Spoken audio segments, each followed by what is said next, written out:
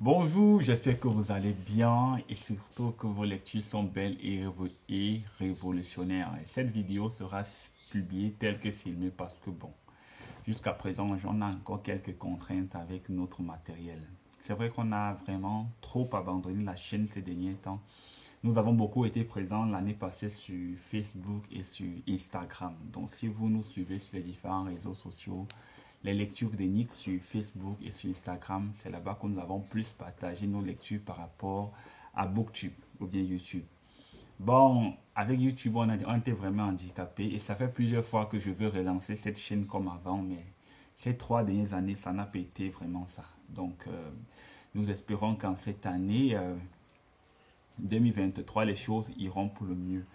D'habitude, moi, je n'aime pas souhaiter meilleurs vœux, mais j'aime dire que Jésus bénisse votre année et que Jésus vous bénisse de lui-même. Parce que quand Dieu veut rendre un homme riche, il le bénit de lui-même. Et par cela, il donne à cet homme tout ce dont il aura besoin. Donc, que Jésus bénisse votre année. Pour cette première vidéo, en fait, j'aurais aimé pour vous présenter les livres que j'ai lus l'année dernière ou bien mes objectifs de cette année. Mais bon, je ne vais pas faire la fameuse vidéo classique cette année. Donc, pour cette année, pour commencer, je vais vous présenter un livre. Un livre que j'ai lu l'année dernière, en fait. Ce n'est pas cette année. Je l'ai lu pourquoi? Je l'ai lu parce que d'habitude, je travaille à la bibliothèque, en fait. Et c'est moi qui recommande les livres d'habitude aux gens. Mais une fois, une abonnée m'a recommandé une biographie d'un homme qui a tellement été utilisé par Dieu de manière puissante. Et je voulais connaître en principe le secret de cet homme. J'ai lu sa biographie, bien sûr. Mais je me suis étendu et puis je me suis dit que pourquoi est-ce que Dieu a tellement utilisé cet homme de manière si puissante? Et je me suis souvenu de ce livre, Le chemin de la puissance spirituelle, mais maintenant je l'ai ici en anglais, écrit par le professeur Zacharias Stanley-Fuhrman.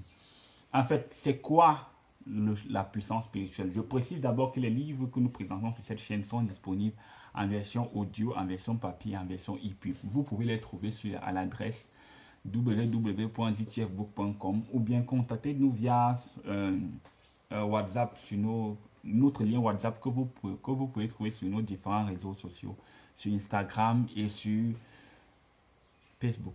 Donc dans ce livre, dans le chemin de la puissance spirituelle, d'entrée, il faut savoir qu'est-ce que la puissance spirituelle. L'auteur dit que la puissance spirituelle, c'est la puissance d'être et de faire de Dieu.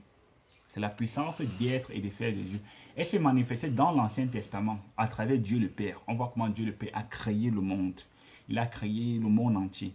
On voit comment il est parti en Israël avec son on voit comment il a délivré le peuple d'Israël des Égyptiens. On voit en fait la puissance de Dieu le Père dans l'Ancien Testament. La puissance de Dieu s'est aussi manifestée au travers de Dieu le Fils. Quand Jésus est venu sur terre, on a vu comment il avait autorité sur la nature, il a multiplié le pain, il a mordu le figuier, il a commandé la tempête, il avait l'autorité sur les maladies, sur les démons, sur les circonstances de la vie. On voit la puissance du Seigneur Jésus. Là, la puissance de Dieu s'est manifestée en la personne du Seigneur Jésus. Dans le livre des Actes des Apôtres et par la suite, et même jusqu'aujourd'hui, si on peut le dire, la puissance de Dieu se manifeste par le Saint-Esprit. Parce qu'on voit comment les apôtres, comment Dieu a utilisé les apôtres, l'apôtre Paul, l'apôtre Pierre et le reste. Maintenant, la puissance de Dieu le Père, Dieu le Fils et Dieu le Saint-Esprit, aujourd'hui, l'auteur nous dit qu'elle réside dans l'esprit du croyant au travers de la puissance du Saint-Esprit. C'est-à-dire la toute-puissance de Dieu le Père, la toute-puissance de Dieu le Fils, la toute-puissance de Dieu le Saint-Esprit réside dans l'esprit du croyant au travers du Saint-Esprit. La question donc qu'on se pose, c'est si le croyant a toute la puissance de Dieu, cette puissance qui a ressuscité Jésus-Christ des morts, cette puissance avec laquelle Dieu a créé le monde entier, cette puissance avec laquelle Jésus a marché sur terre, il a fait tous les miracles qu'on connaît qu'il a fait.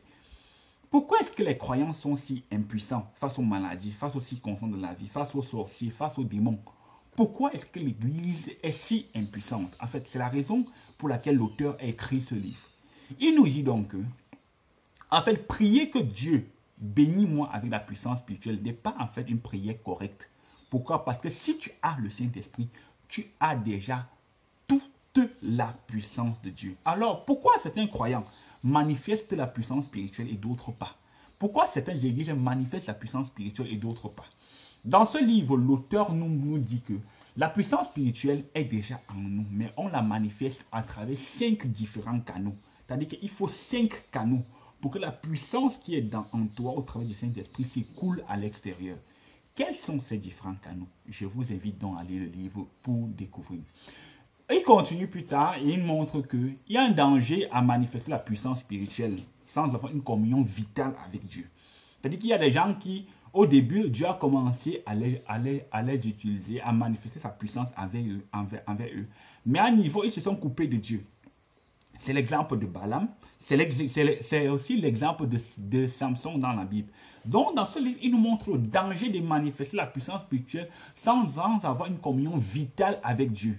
Dieu peut continuer c'est-à-dire que tu peux continuer à manifester la puissance spirituelle tout en étant coupé de Dieu. C'était le cas de Samson et c'était le cas de Balaam. Je vous invite à lire pour connaître plus amplement. Et aussi, si j'ai commencé à manifester la puissance spirituelle au travers des 5 principaux canaux que l'auteur présente dans le livre, c'est possible de perdre la puissance spirituelle. C'est-à-dire que c'est possible de commencer à avoir l'autorité, à guérir les malades, chasser les démons, briser les malédictions, faire des miracles et tout ça. Et après, perdre la puissance spirituelle. Oui, c'est possible. Alors, comment ne pas perdre la puissance spirituelle? Une fois que je l'ai manifestée, comment maintenir le standard et même, si possible, grandir dans la puissance spirituelle? Il y a des moyens pour le faire. L'auteur le présente clairement dans ce livre. Moi, j'ai lu ce livre en 2022 et je veux dire que ça m'a beaucoup marqué. Ça m'a permis de comprendre l'histoire de cet homme.